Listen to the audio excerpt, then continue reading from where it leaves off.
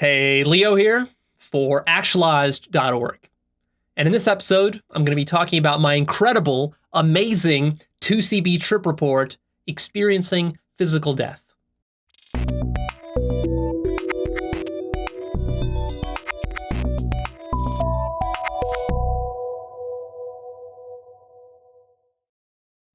Warning: misusing psychedelics can be dangerous and even lethal. The legality of these substances vary by country. The information provided here is for educational purposes only. You agree to take 100% responsibility for any physical, mental, or legal consequences which may result from applying this information.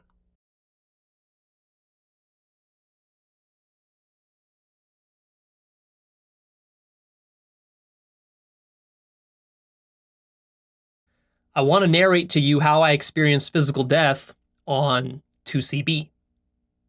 2C-B is a recreational psychedelic. It's often used by people at raves and parties, but not in my case. I had a very interesting experience that's quite atypical. If you're a psychonaut and you're researching 2C-B because you want to know what a typical trip report is like, well, mine is not your typical trip report because I'm not your typical tripper. I don't trip recreationally, I trip existentially. So you're not gonna maybe get what you were looking for here, but on the other hand, if you're a living being whatsoever, then you will find something quite useful and amazing from this trip report, because this really was something rather extraordinary. What is 2C-B? 2C-B is a class of psychedelics. It's different from the tryptamines, so it's not like DMT or mushrooms, which are tryptamines. This is a phenethylamine, so it's similar to mescaline. And I wanted to try this out because people talk about it as a party drug. People liken it to ecstasy, sort of has similarities to that if you read many of the trip reports. And they say that basically what you get with 2C-B is some nice, colorful visuals. You don't get a lot of mindfuck component, which is the component where your mind goes very existential and it really screws with your whole concept of reality. So 2C-B is not supposed to have too much of that. And it's supposed to be kind of like light and fun. People take it at parties and they listen to music. It makes music beautiful. It makes visuals beautiful. And that's your typical 2C-B trip. So what I decided to do is to try this thing out for myself, as I do. And I took 10 milligrams of 2C-B plugged, which is a rectal administration.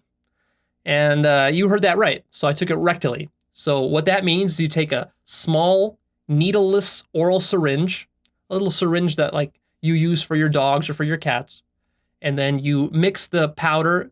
2C-B usually comes in a fine powder. You mix it with some water. Very little amount of water is required. It's a very small amount of substance. And then you stick it up your butt and you administer it. And there you go. And now you're ready to trip. Now, 2C-B is more commonly administered orally. It works orally. You can just eat it, wash it down with some water. Comes with pills sometimes. I don't recommend taking those because God knows what's in them. And also you can snort it. Now what I wanted to do is I wanted to try out 2C-B to see what it was like, but also I wanted to test out this method of administration of plugging because it has a lot of promise. The thing that I like about plugging is that you get the full dose if you administer it properly. Whereas with snorting, you don't often get the full dose. Like with 5-MeO, the dose will get snorted too deeply. It'll go down your throat. It won't get all the way ingested. And so then that leads to questions about how big of a dose did you take. So I like plugging because it's more accurate. Also, it has a very fast come on and it removes problems of nausea with certain psychedelics. So specifically with 2C-B, the problem is that if you eat it orally, you can become nauseous. And I wanted to avoid that. It also avoids problems of sometimes if you have eaten a meal, you can't take a psychedelic because you need to take it on an empty stomach. So here you bypass all that by plugging it. Also interesting with the phenethylamines, both 2C-B and with mescaline, if you plug this substance, you only need to use about half the dose. That means the dose is twice as powerful plugged as it is orally. So that prolongs your doses by twice. So that's pretty cost effective. So anyways, I plug this thing. It's not as disgusting or painful as it sounds. It's actually very effortless and quite a pleasant method of administration. And then I go and I lie on my couch. And so I'm lying on the couch and waiting for this thing to come on. And I know that it's going to hit me pretty fast because I've read what happens when you plug things. And so I'm expecting it to come on in 5 minutes or so. And sure enough, it does. As I'm laying there, I'm looking up at the ceiling. I'm looking at my hands like this in a sort of introspective manner. And I'm already starting to feel at the 5-minute mark that like something weird is going on. Very subtle, but something weird is going on. I'm almost starting to feel like my hands are not my own anymore. A little bit of like dissociation, but it's very mild. And I'm lying there and I'm starting to feel some weirdness in my body. And this is what they call the body load. It starts to come on. And what the body load is just this sort of like, I would describe it as a numb, almost anesthesia-like feeling in the body where your sense of physical body starts to change in a weird way. Not necessarily unpleasant, but it's just kind of weird. And I would say that your body feels a little bit more heavy and numb than it normally would. And also I noticed that as this body load is coming on, which is becoming stronger and stronger as the trip continues, I noticed a little bit of nausea coming up as well, which took me somewhat by surprise because I don't usually ever get nauseous on trips and because of the plugging method of administration. So what I do is I go and I take a couple of ginger pills. These are just over-the-counter ginger supplement. It's just pure ginger root in a ground-up form as a pill. You can take 1 gram of this when you're about to trip, and I often do to reduce any potential nausea. So I take that, and that works pretty well for this trip here. I don't really get any nauseous problems going forward. Then I lie back down on the couch, and I'm looking up at the ceiling, and I start to notice the visuals kicking in a little bit. And as far as the visuals, what I'm seeing is a couple of things. First thing I'm noticing is my visual field starts to shift in these waves, almost as though the whole thing is a mirage. But it's subtle.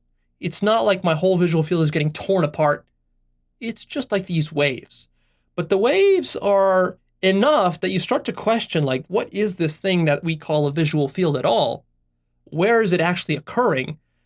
In consciousness, but then what is consciousness? And then so that takes you down that whole rabbit hole. So I get these waves, and then at this point I roll on to the floor off of the couch. And on the floor I have some blankets and some pillows spread out because I know that tripping on the floor works pretty well for me. So I'm laying there on the floor and I'm looking up, and up right above me is this giant round paper lantern. So it's sort of like an oriental paper lantern, except it doesn't really have any colorful designs on it. It's just made out of like wire mesh and then paper wrapped all around it. It's pretty big and circular. It's about 1 meter in diameter like this. And I'm laying there looking up at it. And it's a lamp. It has a light bulb inside and it's just shining soft yellow light through this paper. So the lamp is there and I'm looking at that. And the visuals now are coming on even stronger. And so now what I'm noticing is I'm noticing colors. Some of the psychedelic colors that are quite common on various psychedelics like mushrooms and LSD. I'm starting to notice some of those. They're not very sharp though. I would say that they're rather muted. There are some purples and greens and yellows and oranges, and they sort of like come in and out, and that's starting to come on. And the other thing that I notice with visuals is little patterns.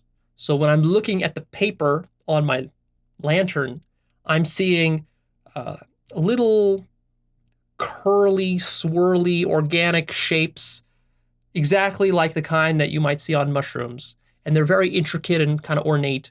And then these patterns can morph around and move. And they're also hypnotic in that they suck in your attention because they're so beautiful in that the way that they're moving that you just go into this sort of trance looking at all these colors and waves and patterns. So there I am on the floor experiencing this, and everything's going well. And just to back up for a second, as far as 2C-B, when I started this trip, I basically expected that this was going to be a test run. So whenever I do a new psychedelic, I always do a little test run with a small dose. This was a relatively small dose. Nothing dramatic was really supposed to happen. And on top of that, this was supposed to be kind of like a fun, light party psychedelic.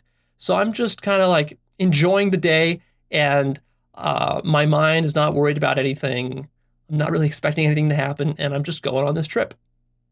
But what starts to happen is that, to my surprise, I become quite introspective now, looking and staring at this lamp, which is starting to mesmerize me. And my mind feels like it has become this hot, gooey lava lamp with my thoughts just sort of bubbling away very slowly, like hot molasses. And I start to introspect about various existential questions that have been interesting me for many years, like what is consciousness? And what is the self? What is life? What is reality? What is Brahman? What is God? And so, as this lava lamp of my mind is bubbling away, I'm going deeper and deeper into this introspection. And at this point, I surrender control of my mental focus. And so I'm not anymore in control of my mind. My mind is guiding itself, or maybe the psychedelic is taking my mind wherever it needs to go, and I just trust it with that. And so off we go. And we go deeper and deeper and deeper. And it's getting more and more and more profound. And then I look at the clock, and we're 50 minutes in now, and my body now feels anesthetized. It feels pretty numb.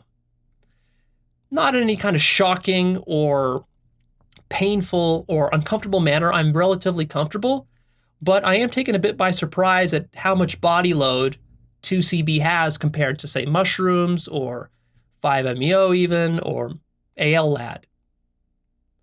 But I don't really care. I'm really entranced in this introspection. So one of the things that my mind ultimately settles on is this facet of truth, which I called groundlessness, which is basically when you realize that everything you know in reality is a thing or an object. You could also think of it as a surface, right? Everything you know in reality, especially in the visual field, is a surface. But then you ask yourself, okay, so if we have this surface here, what's the grounding for this surface? It's like, well, there's some other object inside of it or some other surface there behind it.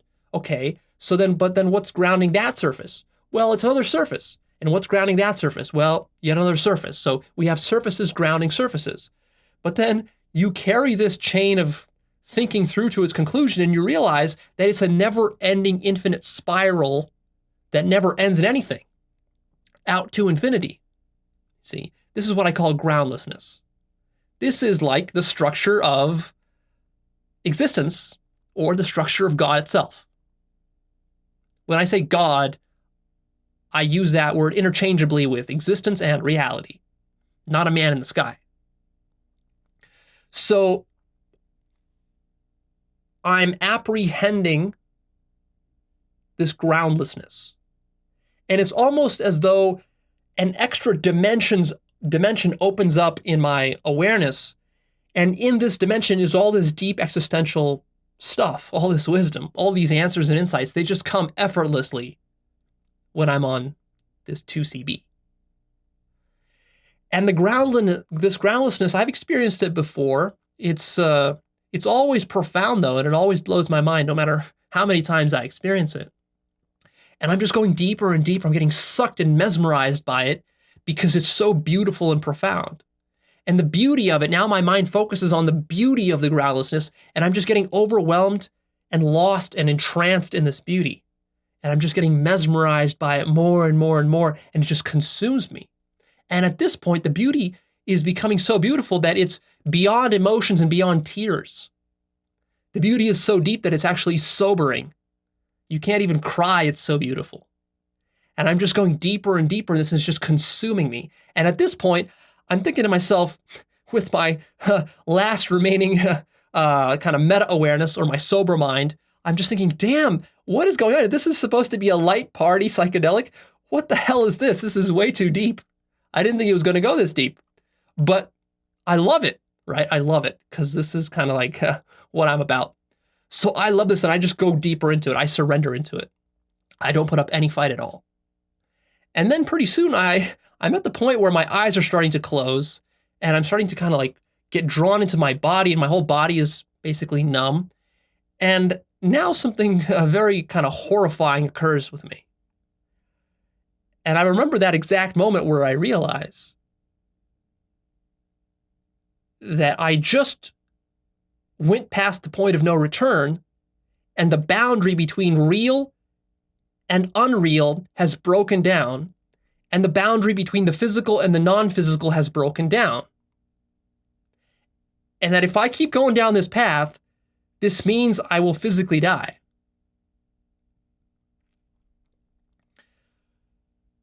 And yet at the same time, it's so beautiful, this groundlessness, that I can't, or I don't even want. I think I could, but I just don't want I don't want to break out of it. It's too beautiful. I want to go into the beauty. I want to explore this beauty. And so I surrender even more fully to it. I surrender all my commentary. I surrender all symbolism, because usually I'm commenting on stuff in the back of my mind, sort of taking mental notes for insights that I want to keep for myself, that I want to take out of the trip, maybe that I want to share with you, and so forth. This had to be surrendered because the beauty was so overwhelming that you couldn't symbolize it. It was beyond symbolization. So I let that go. I let the commentary go. I shut off the meta mind. And at this point, I really feel like I'm about to physically die. Now, let me explain this a little bit, because you might be wondering, well, what do you mean by this, Leo? Are you actually physically dying? Is your body dying? Well, here's the thing. When the boundary between the physical and the non-physical is realized to be groundless, there is no more difference between real and unreal. And now, what does your physical body mean? See, when we conventionally talk about the physical body, we make this distinction that, oh yeah, there's a physical body, then there's the mental aspects, there's the psyche, yada, yada, yada. If you physically die, that means like you get shot in the head, and then of course your body dies and you die with it. But see, this entire paradigm doesn't work when you're really conscious. Because when you're really conscious, you see through this paradigm. It's not true. There is no such thing as a physical body. What you identify with as a physical body isn't really physical at all. It's just surfaces within consciousness. These surfaces are ultimately groundless. And when these distinctions break down, your entire sense of reality breaks down. And at this point, when you experience physically dying, you're physically dying. That's how it felt to me. And the reason that was, it was almost self-evident. I think that if like you got shot, let's say you got shot in the gut, where you didn't die instantly, but you had like maybe 5 minutes left until you bleed out completely and lose consciousness. So if that happened to you, you'd be lying there on the street, let's say, bleeding out. And I think that both your body and your mind would know that you have suffered a fatal wound, and that this is the end. There's no recovery from this. And so at this point, your physical body and your mind will start to make preparations. Your body will have a certain reaction, certain chemicals and hormones will start to get released, but then also your mind will start to make preparations. You're going to start to look at your life. You're going to start to get a really clear picture of everything your life was about, what you did, why you did it, any regrets you have. You're facing your maker here, in a sense. So that's what started happening to me as I was lying there. I didn't have like heart palpitations or anything physically negative happening with my body. It was all rather pleasant. But I think that that's largely because I'm at the point where I've done enough contemplating, I've taken enough trips, and had some very powerful trips in the past, where I'm sort of open to this stuff now, whereas I think that a year ago I certainly would not have been, and I would have certainly done something to break myself out of this trance. I would have moved my body, I would have gone outside, I would have eaten some food. But here, I really just wanted to go as deep as I could. And I wasn't struggling with it at all. So I'm lying there, and in a second, I'm expecting my physical death. And then I just say, okay, let's do it. I don't care anymore. It's too beautiful. I don't care if I live or die. I don't care if something wrong happens with my body, I'm just going for it. And so I just went for it. And as I was closing my eyes and about to die, it occurred to me that if someone walked up to me right there in that room with a loaded gun and pointed at my head, normally, of course, I would be afraid and I wouldn't want to die. But here in this situation, it would not matter. It would make no difference at all. There would be no distinction because I'm already going through the death process. What more could I go through? That was already the ultimate that I could go through. And so that's what happened. It also occurred to me right there, before I died, that I have finally become so open-minded that it's going to kill me. Why am I dying? Because the beauty is overwhelming. The beauty is going to kill me. Why else am I dying? Because my mind has become so metaphysically open, we might say, that it's going to kill me physically. And I had a very clear sense that everything in my life, from when I was a child and I was curious about the world, to when I was in school and I was learning philosophy, to when I went to college and I was studying epistemology and I was doing a lot of contemplation on my own. And then all through now, and then the last 4 years of my life with Actualized.org, all this time spent contemplating and talking about all these topics. That all of this, I talk about open-mindedness a lot, right? So that all of this was basically me trying to open my own mind more and more and more and more and more until ultimately it would kill me. Physically kill me. And so here I was. And I was going to let it happen. And I felt pretty good about it because I just had an intuitive sense from my very birth that open-mindedness is the right way to go and that there is no bounds to open-mindedness. There's no such thing as too much. And so here I proved that and I fully surrendered. This was utter surrender, like utter surrender. And what I experienced as I closed my eyes is what I would call a complete ego death. But you have to understand that when we say ego death, and I've used that term before in the past, that there are degrees of it, and that the deepest degree of it is your physical death. So when we say ego death, sometimes it's easy to think of it as like, oh yeah, so that's like a psychological sort of thing. It's not really physical death. But you have to understand, from your point of view, which is the only thing that matters, is your point of view. From your point of view, when you're going through this process, it feels like physical death. That's how serious it feels.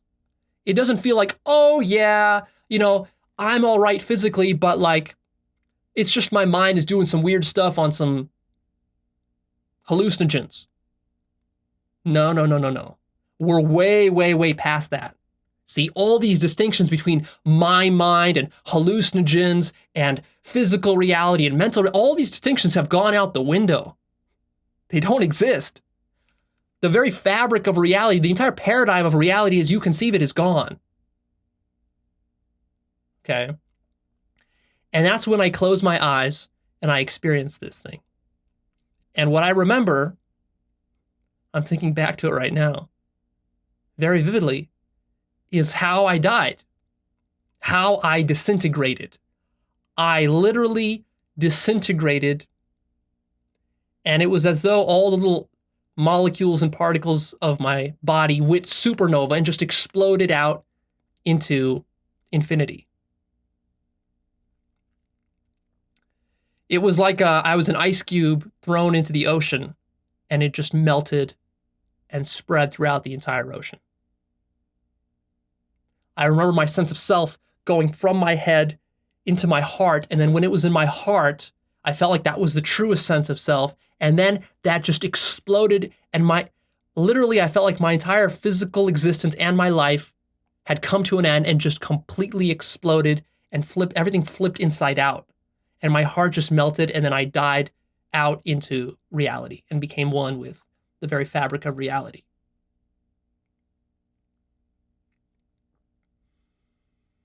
And that moment of death Like, I remember that exact moment when it happened. There was a very specific point at which I went supernova.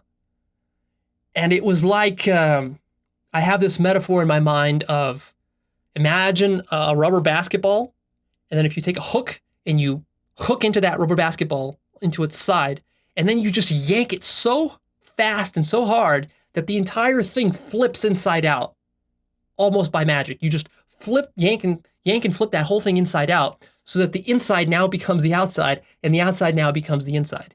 And that's what happened in that moment where I went supernova, is that Leo was gone, completely gone, as though there was no such thing. Not mentally Leo, not physically Leo. And what was left was just the universe, reality itself. This was by far the most incredible and most positive and most joyful experience that you could possibly imagine. That was the moment of death. And that I had that epiphany, is that death is the greatest thing that can happen to a living creature. Because it feels like after you die, right after you die, and in fact, in that process of dying, for a split second, it's terrifying because you're dying and you have no idea what's coming next. But then, as you fully let go and the death occurs, the next split second, you're so relieved. It's like your entire life was this giant 1,000-pound weight wrapped around your shoulders, just tons and tons of weight. And then all of it was just lifted in a split second. And you realize that you're untouchable and that you're immortal and that nothing could ever disturb you again. It's complete peace. Just utter, utter peace and joy and profundity. The beauty of it is indescribable. And so that was my experience. And I basked in that for I don't know how long. I lost track of time, maybe 5-10 minutes, probably not very long. And then I started coming back. I started to reemerge. But my sense of self was obliterated. My sort of sober meta mind did come back, and it did sort of start to analyze the situation, and it started to wonder, what the fuck is going on? How is it possible? There's no way that this is possible. Did I really just die? How could that be? And I started to just doubt myself. And I'm like, is this an illusion? How is this possible? There's no way. And at the same time, I'm laughing and I'm smiling because I realize that there's nothing external that's going to come and validate this experience. I mean, I did experience my death. That's what it felt like. And at that point, there are no other people. There is no physical reality. There's nothing to validate you. It's not like, oh yeah, I need a scientist to come tell me that I died. No, when you're in that situation yourself, you don't need a scientist. You are the evidence of it. The death is so goddamn powerful that you cannot mistake it for anything. You know when you're dead. All right, this is not something that's like, oh yeah, I'm not sure if I'm really dead. No, it's so fucking overwhelming that it's like, you know you're dead, and then it's so goddamn incredible, it's hard to believe you're dead.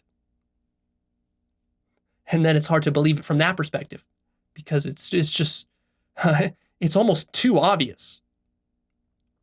So anyways, I'm laying there and trying to analyze all this stuff and to understand it a little bit more. And just kind of basking in the freedom of it. This is radical liberation here. And then I remember feeling proud of the fact that I conquered death. That's how it felt, is that I literally conquered my physical death and that nothing mattered anymore and that nothing could touch me anymore. And in fact, I remember imagining myself getting a round of applause from the whole universe, as though all the sentient beings and creatures and animals and humans that are out there were all standing there and clapping for me, applauding for me for having faced my death. Because this is the ultimate. This is the ultimate thing you can do. And then I felt kind of bad about this My meta mind, my sober mind was saying, well, isn't it egotistical to be applauding myself for this? But I remembered that story about the Buddha, where they say that when the Buddha awoke, the entire earth shook in recognition of his awakening. And that's what it felt like here. And it was a really profound moment, because the deeper thing that I realized there is that there's nobody but me now as the universe to applaud myself. Who else would applaud myself but me? It's not Leo applauding himself. It's the whole universe, because that's what I am now, because there is no more Leo there at this point. And so I just kind of accept the applause, and I realize that this infinite beauty of God can only be known to God and to nobody else. And this experience of death, this beautiful death, can only be known to you, the one who was alive. No scientist is going to explain it to you. You're going to experience it when you experience it. And that's the only way the universe can experience that, is when that happens. When you go from being finite to being infinite, that's when you experience it. So if you don't allow yourself to bask in that beauty and to congratulate yourself for that, then it'll never happen, ever, in the universe. Because how else could it, other than through you? It has to happen through you. You're the only thing that's there. You are it. You're the whole thing, and it's you. So even if there was somebody standing outside you, like your friends or maybe your spouse or something, and they wanted to congratulate you for what you just accomplished, conquering death, and they clapped for you, that would also be you. They would be you. They're not separate from you, because now you're them. You're the whole thing. So I accepted my applause and just basked in that. And I was really just dumbfounded by what just occurred, especially on this little measly psychedelic, this little dose that I was just trying out. This was supposed to be just a tester dose. Blew my mind. But overall, it was all very positive. I didn't have any fear or resistance to it pretty much at all. I look at the clock and it's 2 hours now. And very quickly, I've peaked and I've passed the peak. So at this point, the colorful visuals, they all subside. My body still feels rather anesthetized and numb. And I lie there for a while just basking in all this. But then finally, I summon the strength to get up on my knees and hands. And I'm on the carpet there in the room on my knees and hands. And the most extraordinary thing happens. I look around, I look at my hands as though I'm entering one of those blue avatars from James Cameron's Avatar. You know, when they first enter those creatures and they're kind of just like experiencing themselves being in this weird alien body. That's what it feels like now to be in my body. Because what happened when I was talking about the basketball getting flipped inside out, what I meant by that is that my entire inner world got annihilated. And as I'm standing here looking at my hands, there's no more inner world of Leo. There's no more Leo's life. It's just like the hands are the universe, looking at itself, feeling itself. And also, they're immaterial. So I look at my hands and I realize that there's nothing physical or material about these hands. These hands are just surfaces within a field of consciousness, which is ultimately groundless. And so I'm marveling at my hands, and I look at the coffee table, and then I take my knuckles and I rap it on the coffee table, and I'm laughing, and I'm just blown away because the substance of my hand is identical to the substance of the coffee table, is identical to the substance in between the hand and the coffee table, which is just air. It's all consciousness. It's all just one substance, consciousness. So I sit there looking around the room like this and just amazed at how my perspective of life got flipped completely inside out and upside down. And I'm getting that sense of being headless. Like I tried to be conscious of my head just looking like this, but I can't see my head, and therefore my head literally does not exist. And it's like I'm the universe with no head, but with just hands looking around the room. I actually am the room, not just looking around the room. It's like I'm the inside of that basketball, being itself. And then from this point on, the rest of my trip was rather unremarkable. This was only 2 hours in, but the trip still kept going for a good 6 hours after this. It's just that there was no fancy visuals and no really deep stuff because I already went through the deepest thing I could possibly go through. And so the rest of the trip I spend walking outside a little bit on the grass, looking at people and dogs as they're being walked. I'm walking around kind of like a numbed out zombie, like a man who just came back from the dead. And I just have this kind of stare as I'm walking and just kind of like looking at everything as though for the first time in my life. And just contemplating the significance of what I experienced. And then I come back inside and I meditate and I just ponder some more and let the effects of the 2C-B fizzle out. It took a long time. Actually, I could still feel lingering effects, especially in my head, this kind of buzz, for almost a full 12 hours from the beginning of my trip. And then I went to bed, and that's it. So, what are the lessons here for you? The lessons if you're tripping, but also the lessons if you're doing consciousness work or you're interested in non-duality. Well, firstly, about party drugs. This notion of party drugs it's a really silly notion. They can be just as deep as anything else. They can be just as deep as 5-MeO DMT. Because, well, one of the things I realized is that it's not the substance or even the size of the dose that really determines the depth of your trip. It's your preparation, it's your intent, it's how serious you are, it's how existential you're willing to get, it's how much of a foundation you've laid, it's how much you've contemplated and self-inquired. And I've been doing this, especially over the last month, a lot, starting with my solo retreat, which I did about a month ago. So that built up a lot of mindfulness in me, made some shifts, but then also I've been cleaning up my diet. Lately, I've been eating very healthy, just a plant-based diet. So I think that contributed. I was also doing neurofeedback brain training. I was meditating a lot, contemplating a lot. So all these things now synergize, plus all the prior trips that I took, and I took some very deep and powerful trips in the past with 5-MeO. All of that is now synergizing and is what made this party drug, this little party drug, so powerful. Another important insight that I got for tripping is that I realized that trips are not just independent episodes. I used to think of trips more like sitcom episodes, where each episode ends basically where it started. And it's a self-contained thing. And now what I'm seeing is I'm seeing an arc, a trajectory of my trips, which is really the hero's journey. It's a progression. It's a spiritual progression towards the ultimate truth. And what that involves, if I think back to my earliest trips a year ago, what that involves is that it first starts with you just getting familiar with how psychedelics affect your body and your visual field.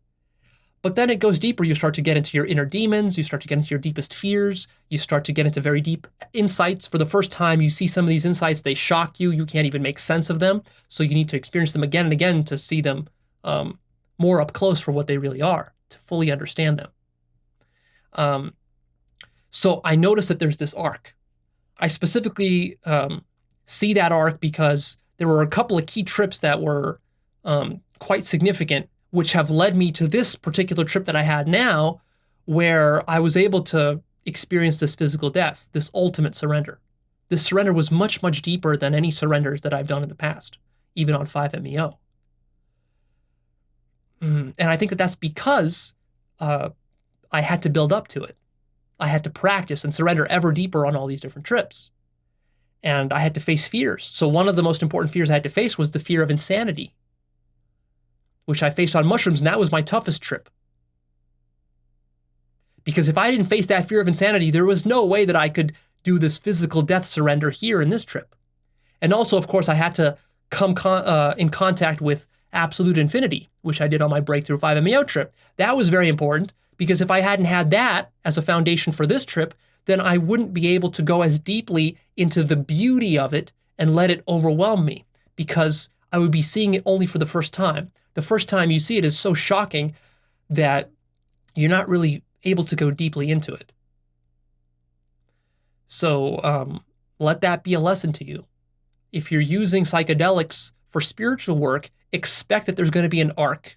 Expect that you're going to need to work through stuff, and that as you keep doing that, you're going to go deeper and deeper and deeper and deeper. And that smaller and smaller doses of substances will be required to take you very deep. Another lesson I learned is that enlightenment equals physical death. When you see some enlightened yogi or master sitting up there on his little cushion, lecturing to you at a satsang or something, and you look in his eyes and he has that sparkling look in his eyes, that enlightened look, you know what that is? What I realized, that's the look of someone who's dead inside.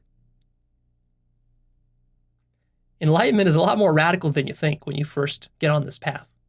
You think that it's like, oh yeah, my sense of self is going to change, like maybe I'm going to experience some psychological death. No, you're going to experience physical death. You're going to be fucking dead.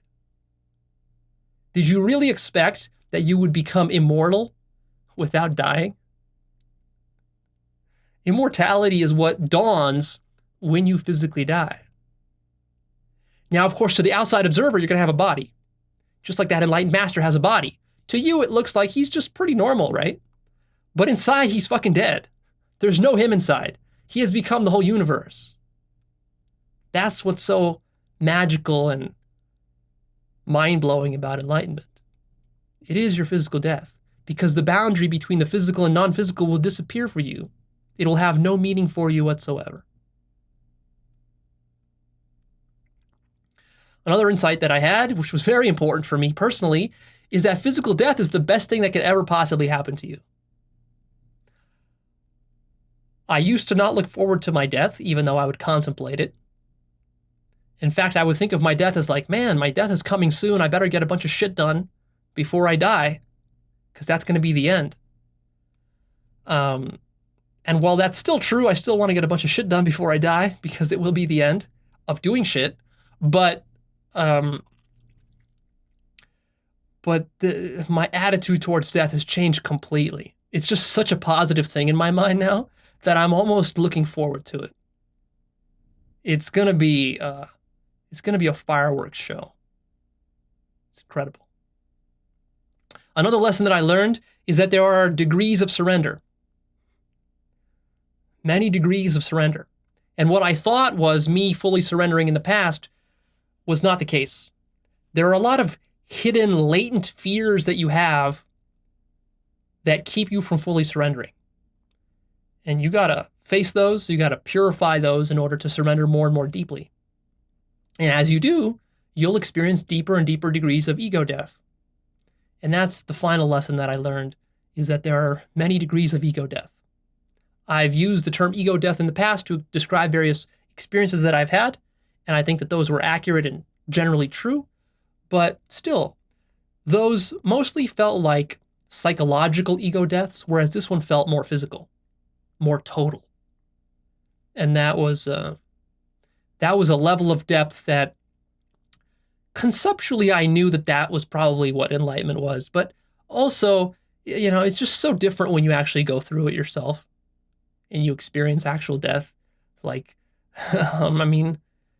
it feels like the rock bottom. Maybe there's even deeper levels. I don't know what I'll experience in the future, but this sure felt really goddamn deep.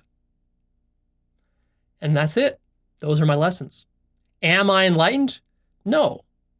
A few hours after my peak, my ego mind basically came back, as was expected, as you should expect with psychedelics. When you're at your peak, it feels like you're enlightened forever, and that there's no way you can ever forget this or it'll ever go away. There's no way your old ego mind will come back, but usually I find that it does. Not to say that that's always going to be the case. I mean, if you trip a lot like this, I'm sure that at some point it might stick and become permanent. I don't know. That remains to be proven. Now, some people criticize psychedelics for this and say, well, Leo, so all this is just delusion and hallucinations, because what good are your psychedelics if all they do is they give you a little window into enlightenment, a couple of hour window? What good is that? Well, try it for yourself and see. Psychedelics give you a window. Yeah, that's all they do, is they open the portal, the gateway, for a few hours, and that's enough to create some huge shifts in you. That doesn't mean you stop doing your work. You continue doing your work even more after that. Now you really know why you're going for it, and you really know what you're going for, and you realize the full ramifications of what you're going for. It's very sobering. And it grows you a lot. Huge growth comes from that. If you're meditating, you will also have experiences in your meditation career where you have these openings. These openings could last for a few hours, for a few days, but then they close back down. That's your consciousness kind of expanding, contracting, expanding, contracting. That's completely normal. It would be silly to go to a meditation retreat to have a window of opening for a few hours, then it closes, and then you say to yourself, oh, well, yeah, so meditation is all pointless. This retreat was all stupid just because the thing opened for a little bit and then it closed. No, that's how it goes. That's how it's supposed to be. It would be way too good to be true if you just took this pill and then it opened you forever. That would be way too easy. You got a lot of inner shit to work through before that can happen. See? It's not enough to just see the truth. The truth is so massive and so fucking deep and profound and has so many facets and components to it that you need to keep looking at it over and over and over again before it really penetrates through into your mind and into your actions and behaviors. Sometimes, for some people, very rarely, 1 in a billion times, you could have a sort of instant enlightenment. But that's very rare. Very rare, even with meditation and with self-inquiry. Usually, it's this process of opening up, closing back down, struggling to open up again, closing back down. It's this kind of back and forth struggle until finally you do that enough times, you purify yourself enough that something finally breaks and your mind cracks open forever. That's the ultimate goal, but you can't count on that to happen in one split second without any effort. So I experienced huge growth here. My whole relationship to death has completely changed, and I'm really stoked about it. That's my whole trip. I actually wrote this trip up in a lot of detail, many paragraphs on my computer as a trip report, because there's a lot of details that I thought would be difficult to communicate here in a video format. I still don't know if I'm satisfied with that trip report. I might publish it. If I do, there will be a link down below that you can click if you want to read all the gory details. And if not, don't worry about it, because I actually did manage to capture a lot of pretty much everything important in this video. So you're not missing much here. All right, that's it. I'm out of here. Please click the like button for me, and then come check out Actualized.org, my website, sign up to the newsletter, see the forum, check out various resources that I have for you, some exclusive content there, the book list, the life purpose course, the blog, and stick with me for more amazing content in the future.